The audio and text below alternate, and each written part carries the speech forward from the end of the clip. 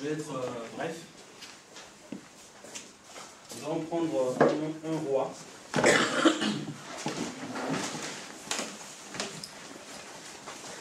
allons prendre le chapitre 19. Un roi, chapitre 19.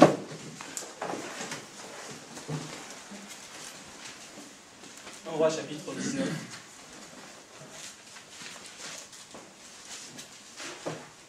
Et je vais lire à partir du verset 3.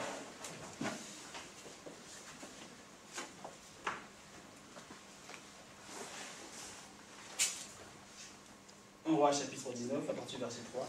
Élie, voyant cela, se leva et s'en alla pour sauver sa vie. Il arriva à Beersheba, qui appartient à Juda, et il y laissa son serviteur. Pour lui, il alla dans le désert, où après une journée de marche, il s'assit sous un genêt et demanda la mort en disant, c'est assez, maintenant Éternel, prends mon âme, car je ne suis pas meilleur que mes pères. Amen. Je voulais parler un petit peu de la relation du disciple avec le Seigneur. Donc je vais continuer justement dans le même élan, d'accord, puisqu'on parle du disciple. Dans cette relation, il y a trois choses qui m'ont vraiment frappé dans la vie de Élie.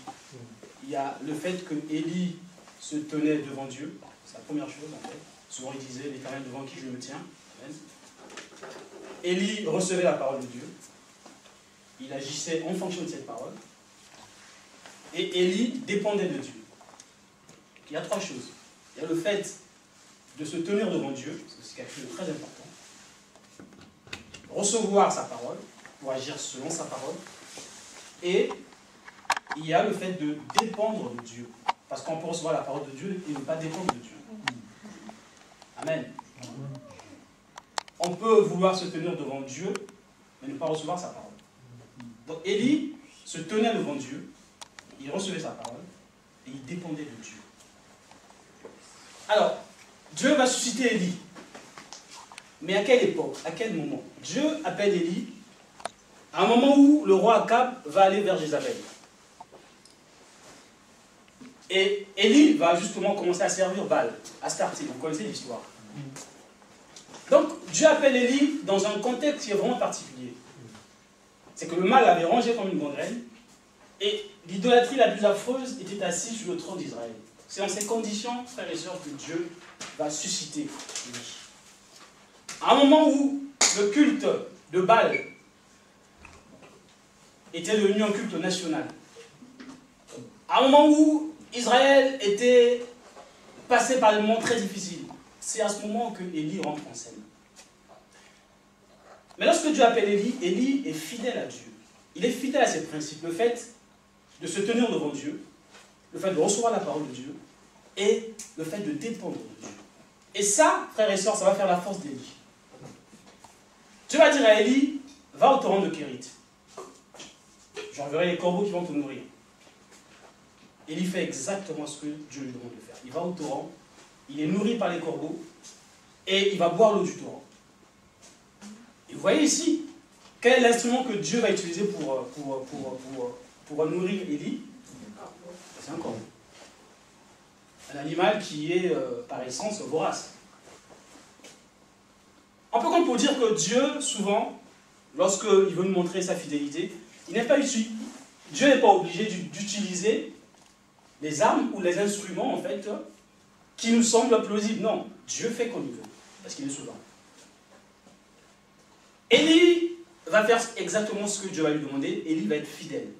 Il se tient devant Dieu, il entend la parole de Dieu, il la reçoit, et il dépend de Dieu. Mais la Bible nous dit qu'à un moment, le torrent va sécher. Dieu réapparaît à Élie, il dit à Élie, va chez la veuve de Sarepta. Nous connaissons l'histoire. 1 Roi chapitre 17. Élie qui se tient devant Dieu, Élie reçoit la parole de Dieu, Élie va continuer à dépendre de Dieu. Il va chez la veuve de Sarepta, chez une femme qui était démunie, qui vivait dans le dénuement. Élie va voir Dieu se glorifier dans la maison de cette femme. Pourquoi? Parce que Élie est fidèle à ses principes.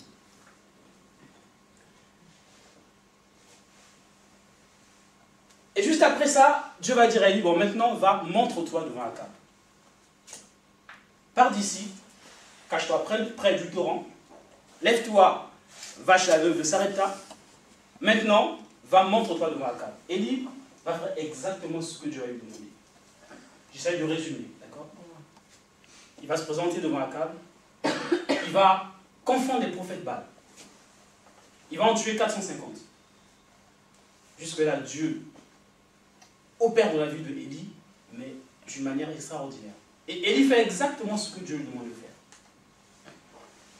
Mais bien après, lorsque Jézabel va apprendre tout ça, ce que Élie avait fait, il va envoyer des messagers en disant, donc Abias, va dire à cet homme que je le tue. Je ferai de sa vie, en fait, ce qu'il a fait de la vie des 450 prophètes qu'il a tués. Et la Bible nous dit que, pris de panique, Élie va se mettre à fuir. Il va se mettre en cavale. Comment quelqu'un qui a vu la main de Dieu, comment quelqu'un qui a vécu la puissance de Dieu, comment quelqu'un qui a vu la fidélité de Dieu, comment quelqu'un qui a tué 450 prophètes Baal peut se mettre à fuir parce qu'il y a une femme qui se lève. Bon, mais évidemment, Jézabel était très méchante. Hein. Une très mauvaise réputation. Oui, mais même, Élie a une relation avec Dieu. Élie a vécu avec Dieu. Élie avait un zèle au début. Mais vous savez, frères et sœurs, dans la vie chrétienne, plus vous avancez avec Dieu, plus les combats vont s'intensifier. Et plus vous avez besoin d'avoir un zèle plus grand que celui que vous avez eu, en fait, lorsque vous êtes converti. Parce que le zèle est proportionnel, justement, au combat. Plus les combats grandissent, plus nous devons crier à Dieu que Dieu nous donne un zèle plus grand. Élie avait besoin d'un zèle plus grand. Et il va s'enfuir. Alors, mais lorsque vous lisez justement 1 Roi chapitre 19 au verset 3, la Bible nous dit, Élie, voyant cela, se leva et s'en alla pour sauver sa vie. C'est la première fois, frères et sœurs, que lorsqu'on lit l'histoire d'Élie, 1 Roi chapitre 19 à partir du verset 3, Élie, voyant cela, se leva et s'en alla pour sauver sa vie. Élie, voyant cela, voyant la menace de Jézabel, se leva et il alla pour sauver sa vie. C'est la première fois que Élie est défaillant. C'est la première fois que Élie ne se tient plus devant Dieu. Donc il perd justement en fait cet aspect. C'est la première fois que Élie ne reçoit plus la parole de Dieu. C'est la première fois que Élie ne dépend plus de Dieu. Se tenir devant Dieu, recevoir sa parole, dépendre de Dieu. En fuyant, Élie va perdre justement ces trois choses qui sont très importantes dans la relation que le disciple doit avoir avec le Seigneur.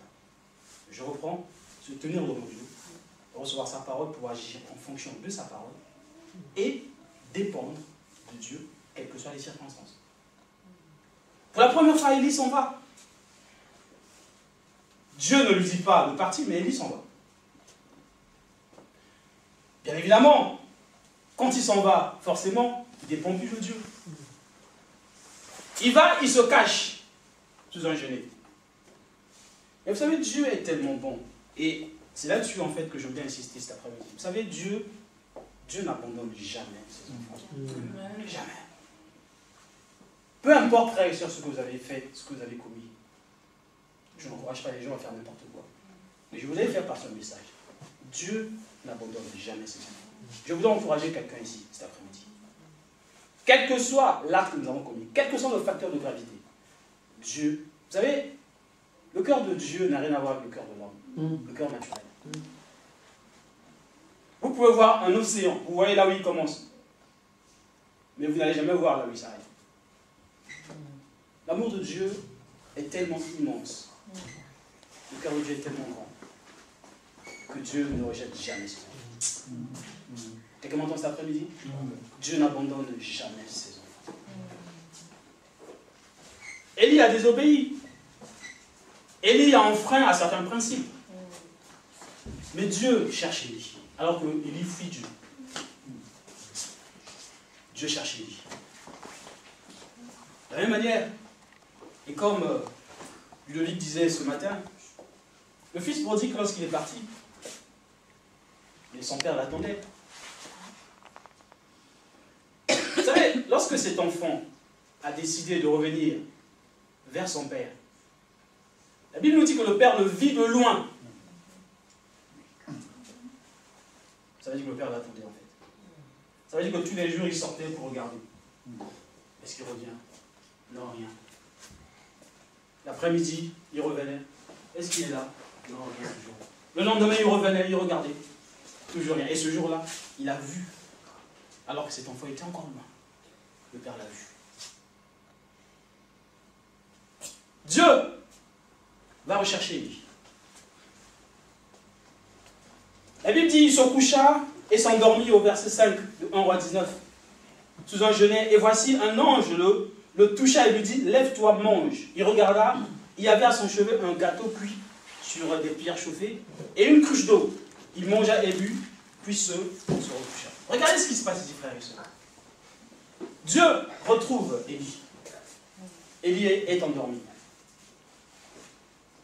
Qu'est-ce que l'ange montre à Élie? Il dit, réveille-toi. Il dit, regarde, il y a quelque chose.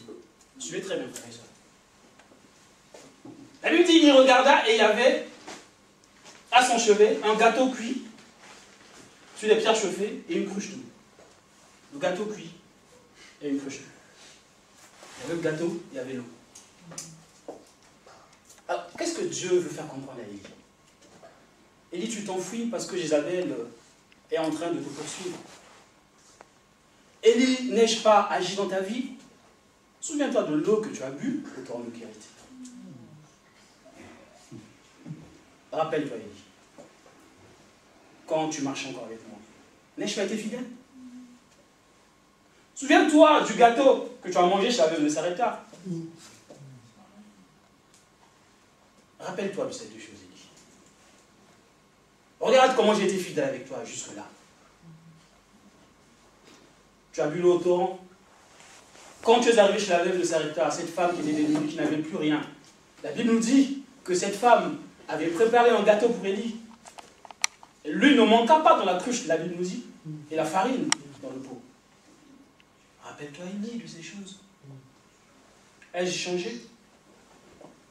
Je suis un Dieu, Élie. Dans la vie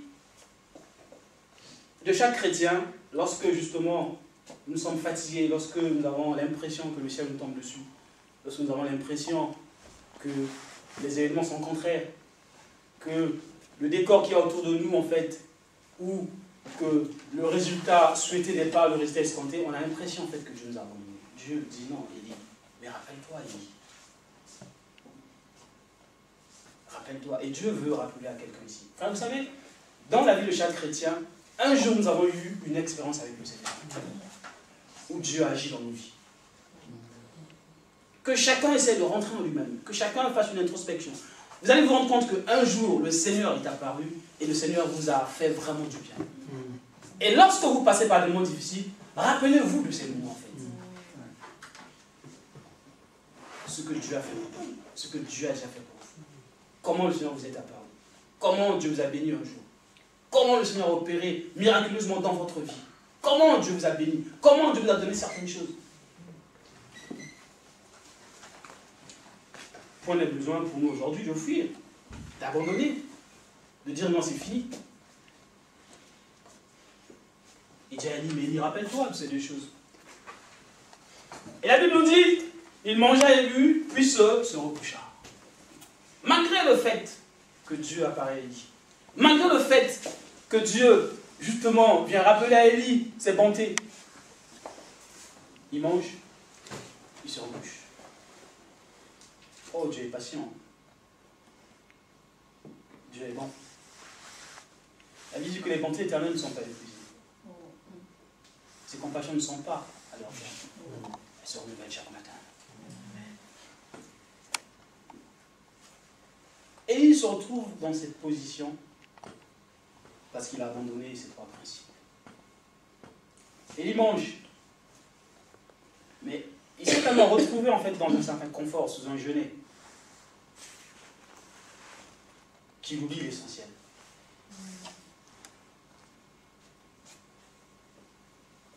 Élie ne reçoit plus la parole de Dieu.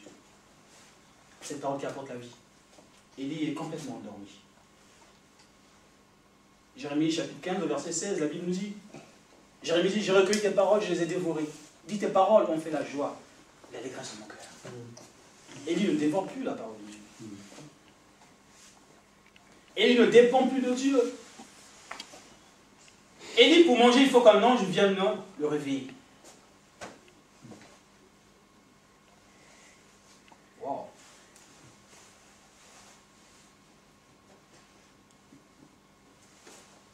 Alors que la Bible nous dit que celui qui se confie en l'Éternel est protégé. Proverbe 29, verset 25. Celui qui se confie en l'Éternel est protégé. Élie se recouche. Mais Dieu est tellement bon, Dieu est tellement miséricordieux, que le Seigneur va insister. Je veux dire à quelqu'un cet après-midi, Dieu est en train d'insister avec toi. Assis, il faut pas que tu abandonnes. Dieu va continuer. La Bible dit que celui qui a commencé en vous cette bonne œuvre la rendra parfaite. Alléluia. Amen. L'ange de l'Éternel, verset 7, vint une seconde fois, le toucha et dit, lève-toi, mange, car le chemin est trop long pour toi. Il se leva, mangea et but, avec la force que lui donna cette nourriture. Il marcha 40 jours et 40 nuits jusqu'à la montagne de Dieu à Horeb. Cet endroit où, justement, Moïse avait reçu l'état de la loi. Mais vous allez voir que entre Moïse et Élie, au même endroit, ils n'ont pas la même attitude. Moïse a souvent intercédé pour le peuple. Souvenez-vous, hein, dans Exode 32, lorsqu'il y a eu la crise du veau d'or, la Bible nous dit que Moïse a intercédé, souviens-toi de l'alliance que tu avais passée avec Abraham. Mais Élie est plus dans une attitude en fait d'accusation. Je suis resté seul, ils veulent me tuer, j'ai fait ceci.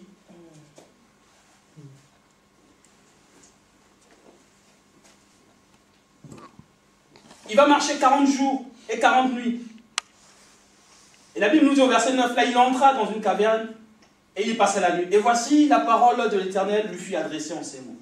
Que fais-tu ici, Élie? Il répondit, j'ai déployé mon zèle pour l'Éternel, le Dieu des armées.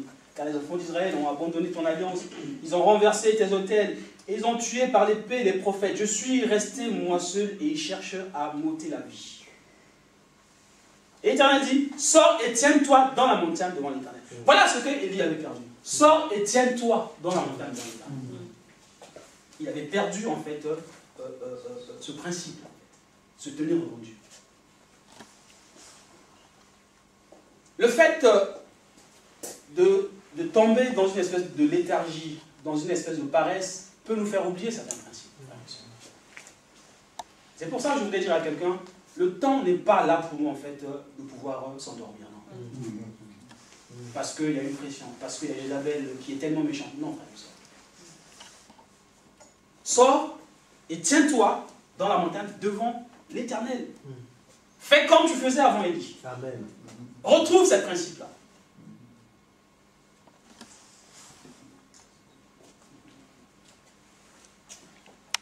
Et voici, l'Éternel passa, et devant l'Éternel, il y eut un vent fort et violent qui déchirait les montagnes et brisait les rochers. L'Éternel n'était pas dans le vent.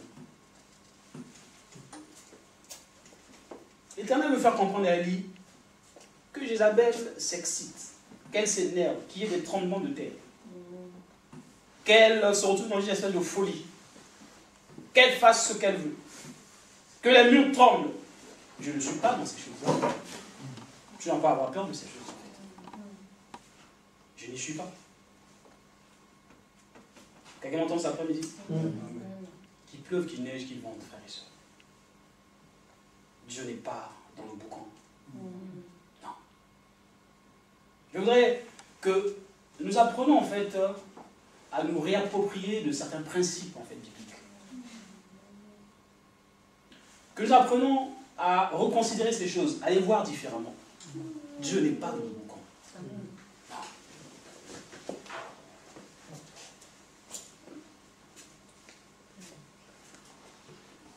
Et après le vent, ce fut un tremblement de terre, l'Éternel n'était pas dans le tremblement de terre. Et après le tremblement de terre, un feu, l'Éternel n'était pas dans le feu. Vous voyez, toutes ces choses en fait qui peuvent faire peur. Tremblement de terre, feu, toutes ces choses. Dieu n'était pas dedans. Souvent, on a l'impression que Dieu est là où il est. Non. Pas du tout. Et après le feu, un murmure doux et léger, quand Élie l'entendit, il s'enveloppa le visage de son manteau et il sortit et se tint à l'entrée de la caverne. Et voici une voix lui fit entendre ces paroles. Que fais-tu ici, Élie? Il répondit, j'ai déployé, vous connaissez l'histoire en fait. La Bible nous dit que après le feu, il y a eu un murmure doux et léger. C'est là où Élie va entendre la voix de Dieu. Un murmure doux et léger. On a dit, on n'a pas besoin de s'agiter pour entendre Dieu. Dieu n'est pas dans le sensationnel. Dieu est souvent dans les choses simples. Dieu, vous savez, lorsque le Saint-Esprit saisit une personne, la personne peut être joyeuse, simplement, elle est saisie par l'Esprit. La personne peut ressentir une certaine joie. La personne peut se mettre à pleurer simplement, sans bouger de chaise. Dans le calme, le Saint-Esprit agit. La maîtrise de soi, c'est aussi un fruit de l'Esprit. La Bible dit que l'Esprit des prophètes est soumis aux prophètes.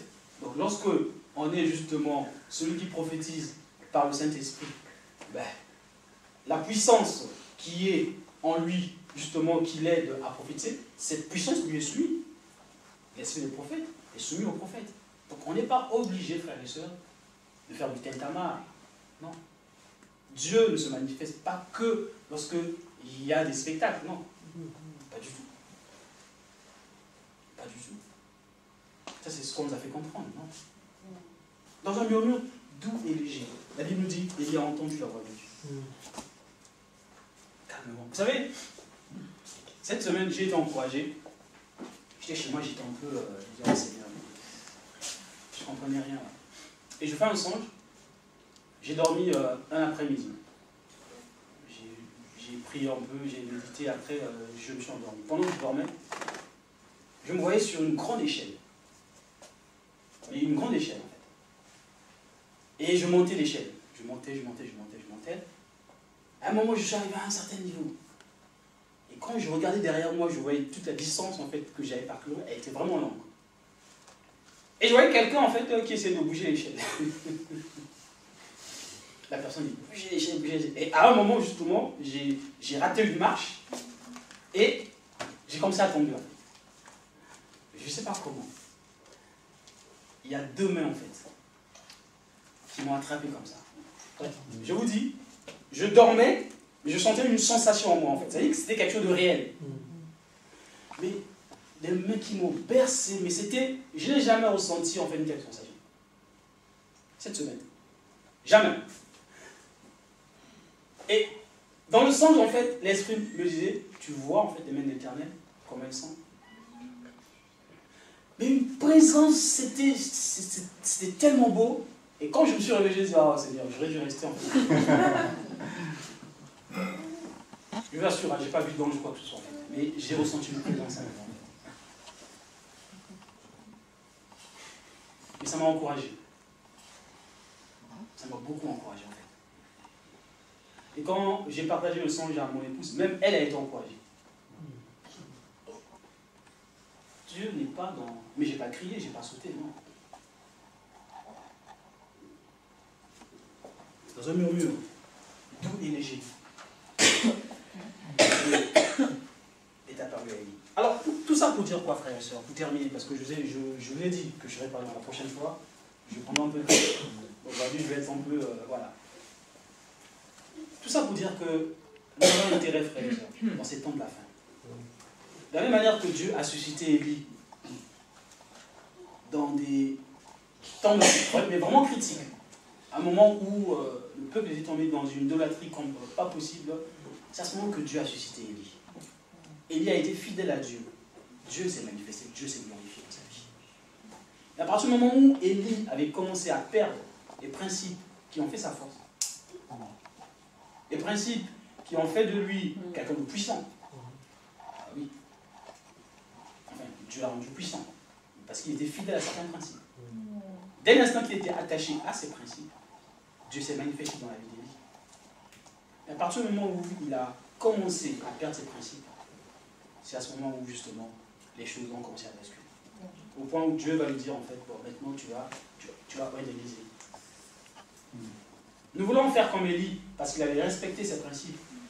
Mais nous voulons continuer à avoir ces principes jusqu'à la fin. Se tenir devant Dieu, recevoir la parole de Dieu. Alléluia.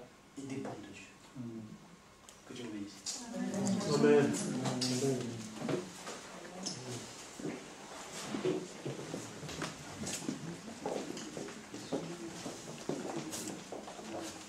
Merci Christian. Wow.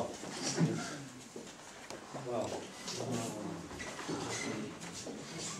Dieu parle, hein?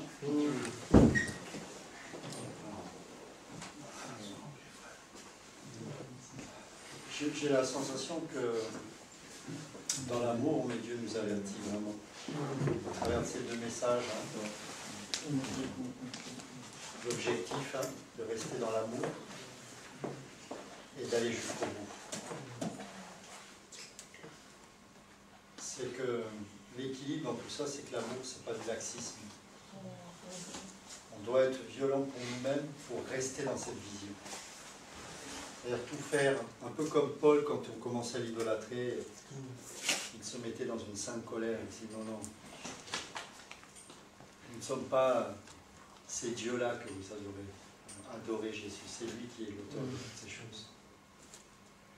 Et parfois je pense qu'on peut être facilement grisé par cette puissance que Dieu peut manifester au travers des vies de chacun et de chacune. Hein. C'était qu'Amélie, c'est quand même incroyable. C'est qu'il a pu manifester pour ensuite laisser le bâton et le donner à Élisée, c'est quand même dommage, n'est-ce pas?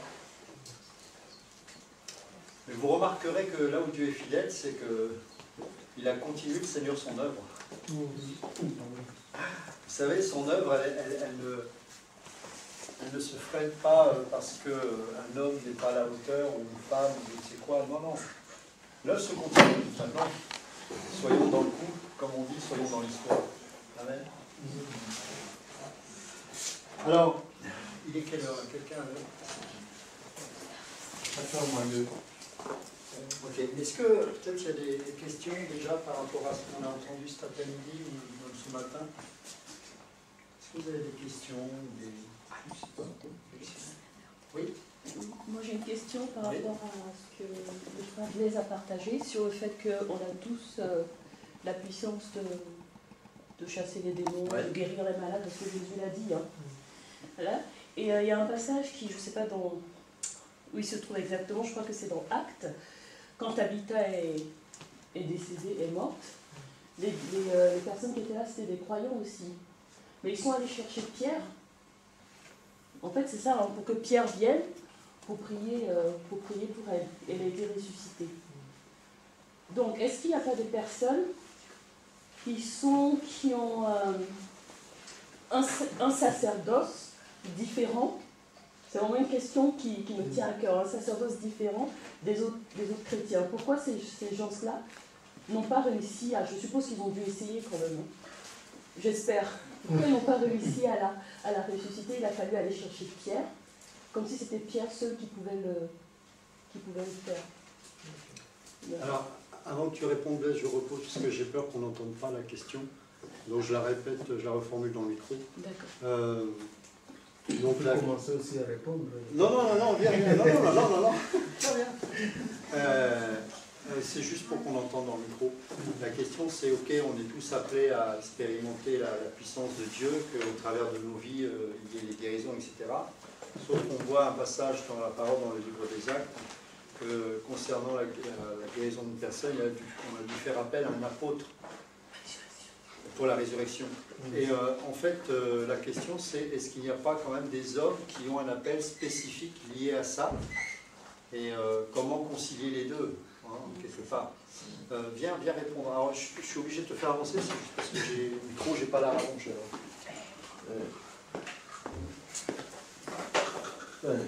Voilà. Maintenant, je vais commencer déjà par... parce que vous avez touché au sacerdoce à la fin. J'ai hésité. Hein. Voilà.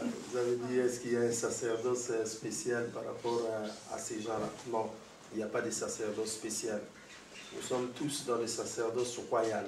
C'est sacerdoce universel, comme mon frère a dit, où tous nous sommes des sacrificateurs.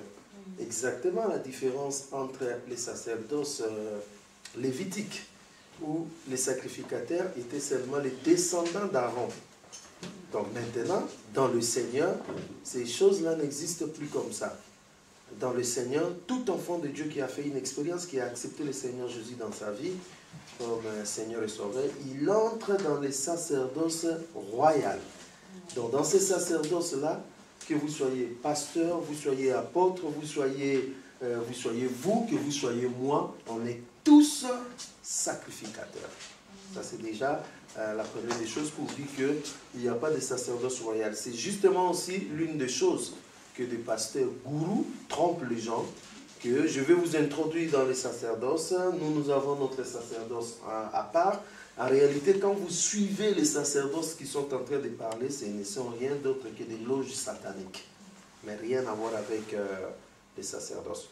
Deuxièmement, à la base, il faut comprendre que la Bible dit à tous ceux qui l'ont réussi, à ceux qui croient en son nom, Dieu les a donné les pouvoirs. Nous avons avec nous les pouvoirs en tant qu'enfants de Dieu. Alors Jésus-Christ il dit, voici les signes et le miracle qui accompagneront ceux qui auront crié en mon nom. On n'a dit pas qu'au pasteur. On n'a pas dit à un groupe de gens. On dit en mon nom, ceux qui ont crié. Donc, ceux qui ont crié, c'est moi et vous. Il n'y a aucune différence. La preuve en est, mon ami Étienne, il n'était pas apôtre. L'autre là, Philippe, il n'était pas apôtre. Mais il a été enlevé en esprit. C'est une expérience que des fois nous ne tenons pas compte. Mais c'est une expérience hors du commun. Quelqu'un doit être enlevé jusqu'à aller quelque part, prêcher la parole de Dieu. Et puis, pour le Saint-Esprit le prend encore, il disparaît. Donc, ce sont des expériences qu'ils ont fait. Ils n'ont pas été apôtres, ils n'ont pas été pasteurs, ainsi de suite. Mais parce qu'ils avaient reçu les pouvoirs, eh bien, le Seigneur agissait à eux. Donc, pour ce qui concerne le miracle, pour tout ce qui concerne... Déjà, il faut à la base dire que non, ce n'est pas nous qui produisons le miracle. C'est Dieu qui produit le miracle à nous. Moi, il m'est arrivé de prier pour quelqu'un, et puis rien ne se passe. Je me rappelle une fois au Gabon, pendant les services, tout ce que c'était faisait, il y a une dame qui est venue vers moi, j'ai prié pour la dame, rien ne s'est passé. Et puis la dame est retournée. Un jour après, la propriétaire de l'endroit me présente que non, c'est ma fille. Je dis, ah, c'est ta fille. Il a dit, oui, frère, hier tu avais aussi prié pour moi. Je dis, ok, il n'y a pas de problème. Mais je peux encore ajouter la prière, il n'y a pas de problème. Et là, c'était sans forcer, sans quoi que ce soit. Je tiens la personne et pouf, elle tombe. Il y avait des démons qui se sont manifestés. Mais comment est-ce que hier, ça ne s'est pas produit? Et puis le jour après, ça s'est produit. C'est pour dire que tout ce que nous faisons, ce n'est pas de nous-mêmes que ça s'est produit. C'est Dieu. Donc si Dieu dit que non, la personne sera guérie tout de suite là. La personne sera guérie. Si Dieu dit que non, on attend, on attend. Donc le problème qui est là, c'est qu'il faut qu'en tant qu'enfants de Dieu, nous puissions nous armer. Tout un chacun de nous que non. J'ai reçu le pouvoir. Et non seulement s'armer, j'ai reçu le pouvoir, vous allez ranger cela dans votre armoire. Non. Il faut exercer. Comment vous saurez que non, vous pouvez prier pour quelqu'un et que la personne soit guérie si vous n'essayez pas? Combien d'entre nous ont déjà essayé de prier pour quelqu'un malade? Vous voyez? Donc il faut aller comme ça. Maintenant, il y a des gens qui ont reçu aussi des grâces exceptionnelles. Là, il ne faut pas nier.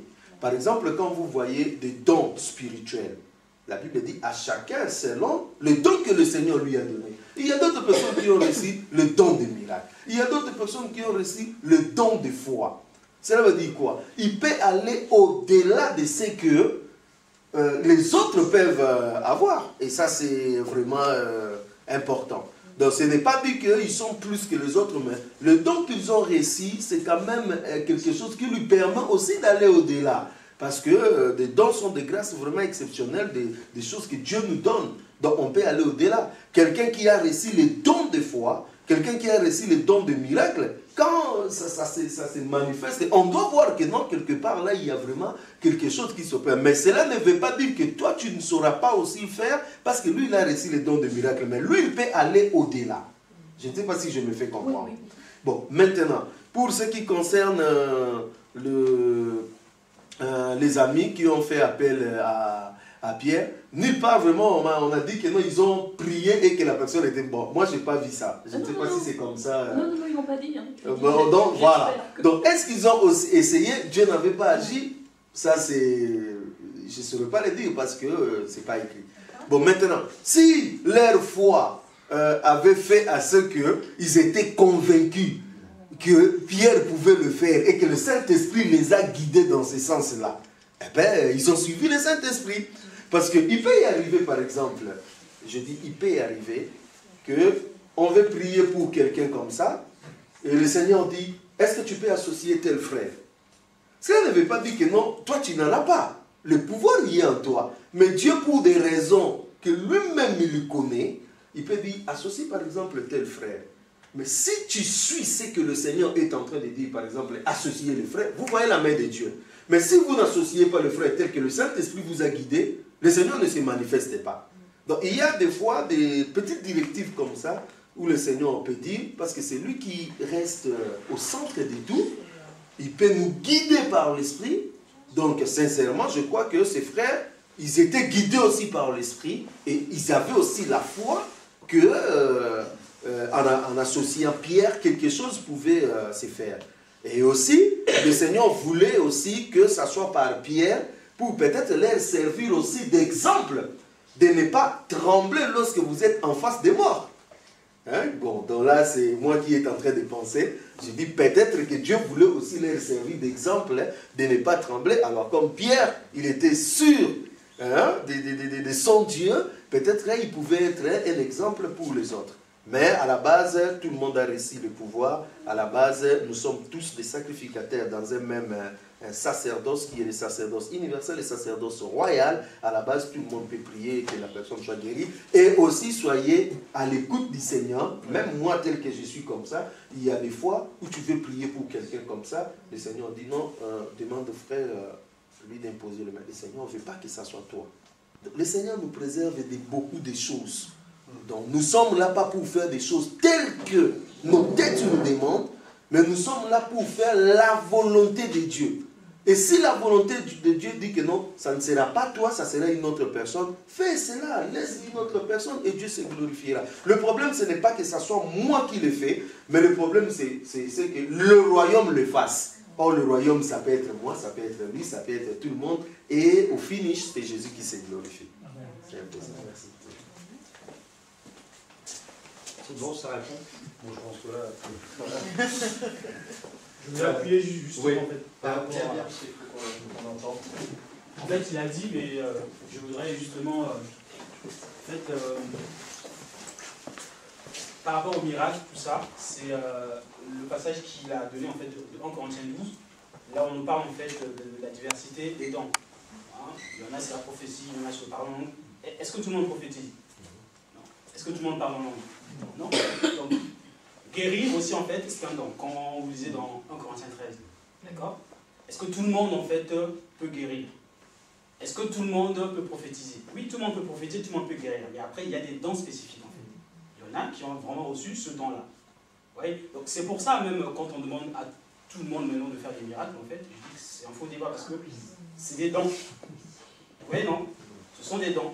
Parce que tout le monde ne parle pas en langue, tout le monde n'interprète pas les langues. Voilà. Il y en a qui ont reçu ça spécifiquement.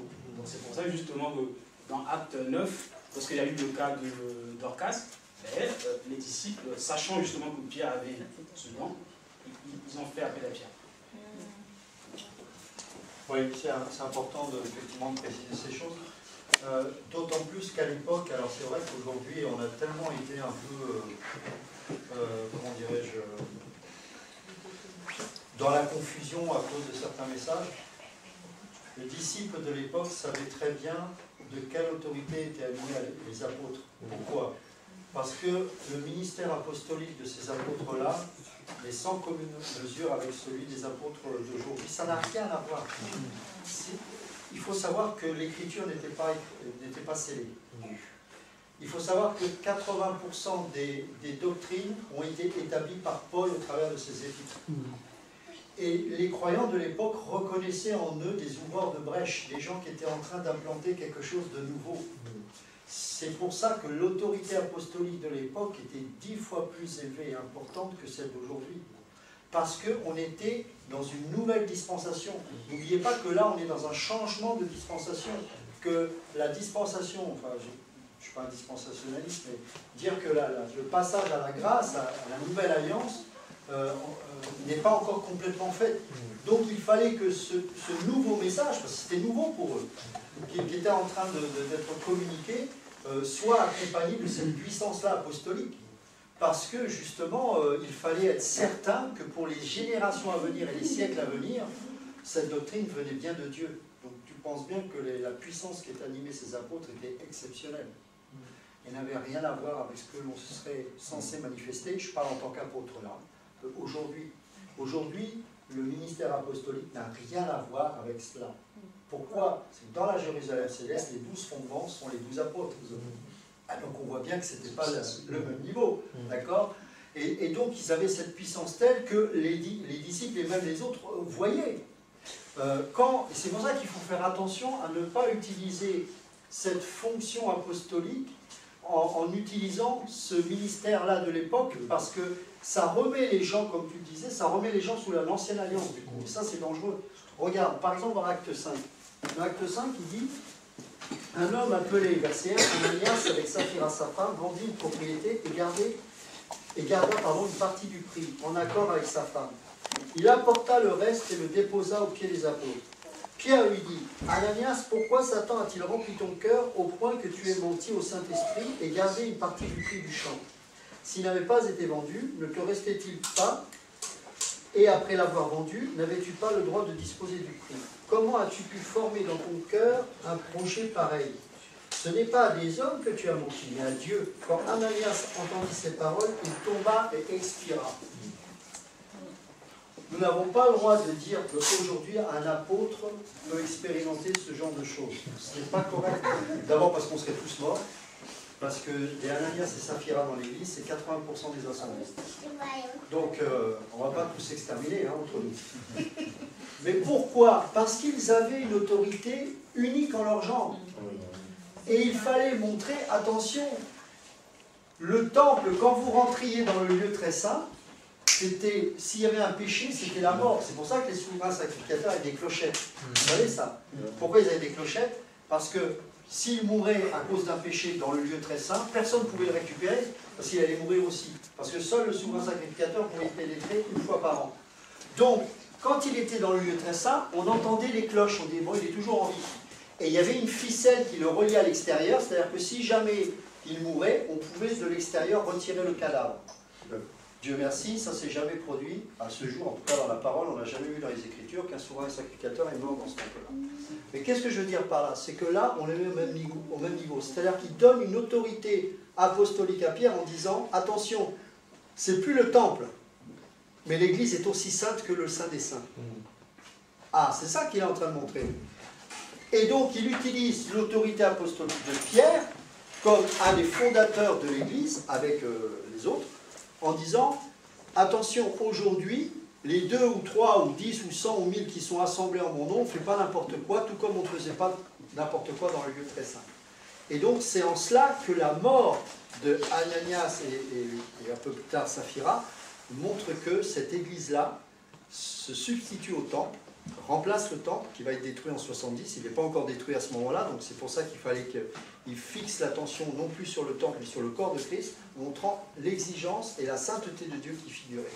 Donc quand on ne comprend pas ces choses et qu'on sort les passages du contexte, on va dire n'importe quoi. Et donc on va croire que l'apôtre d'aujourd'hui peut faire ça. Non, non, non, non, non, non, non, non, non, non, non, non, on n'est pas là pour tuer les gens. Donc c'est pour ça qu'on est un peu décalé. Bon, tout le reste, de toute façon, c'est bon, c'est ça. Mais je voulais juste mettre cette parenthèse par rapport au ministère apostolique, parce qu'on pense qu'aujourd'hui, c'est le même ministère. Non, non, non, c'est pas du tout le même. On n'a rien à établir de nouveau. Aujourd'hui, on déterre les puits que certains ont enterrés. Voilà. On est aujourd'hui des Isaac. On n'apporte rien, il n'y a pas de nouveau boulot, il n'y a rien de tout ça. On revient au commencement de toute chose. Et pour nous qui sommes des enfants de la nouvelle dispensation, on revient au commencement de l'Église. C'est pour ça que c'est important de revenir dans les épîtres, de revenir... C'est pareil, il y a des règles d'interprétation dans la parole. On ne peut pas faire une doctrine du livre des Actes. Donc les gens, ils voient ça, ils disent, ah, mais alors c'est... Non, non, c'est dans les épîtres qu'il y a la doctrine. Le livre des Actes, c'est un livre historique, c'est un livre de témoignages qui retrace l'histoire de l'Église et qui est très important. Mais on ne peut pas établir une doctrine sur le livre, autour du livre des Actes. Ça nous aide à comprendre comment s'est construite l'Église. Et justement, tu vois, le fait de pouvoir expliquer Ananias et Saphira comme ça, bah, ça nous fait comprendre le contexte c'était quoi. Il y avait le temple. Le temple, c'était un lieu saint. Alors c'est vrai qu'à l'époque, la Shekinah était partie depuis bien longtemps, mais il y avait toujours cette crainte de Dieu de ne pas vouloir souiller le temple, etc. Et donc Dieu utilisait le prophète pour montrer, attention, l'Église aujourd'hui, vous êtes vous-même le temple du Saint-Esprit. Et l'Église est un édifice qui est aussi là pour honorer la grandeur et la sainteté de Dieu. Donc on n'y fait pas n'importe quoi. Malheureusement, c'est qu'avec le temps, comme le temple d'ailleurs, voilà. Et donc il faut revenir comme les Juifs, avant la venue du Messie, cherchaient à ce que la Shekinah revienne. Elle est revenue, hein. Dieu a entendu les prières des Juifs, elle est revenue. Jésus est venu. À l'âge de 12 ans, il est venu dans le temple. La Shekinah est revenue. Il a répondu aux prières des Juifs, mais regardez comment les Juifs n'ont pas su discerner que c'était une réponse à leurs prières et ils l'ont chassé. Eh bien aujourd'hui, dans le corps de Christ, on fait exactement la même chose. On dit que là où 2 ou 3 sont assemblés en mon nom, mais finalement, bah, on vit tous comme des Ananias et Saphira. C'est pour ça que s'il y avait cette même exigence, on serait pour la plupart d'entre nous morts. Mais nous devons revenir et prier à nouveau pour que le Seigneur revienne dans toute sa présence dans le corps de Christ. Afin que ne soit plus seulement un verset qu'on récite, mais une réalité dans nos vies. Ça, c'est important. Mais c'est important, effectivement, c'est une bonne question, parce qu'on est souvent confus avec ces histoires de dons. Oui, il y a des dons particuliers qui sont donnés à l'un. Alors, une autre chose, les dons ne nous appartiennent pas. Il dit dans 1 Corinthiens 12 qu'il donne comme il veut. Et peut-être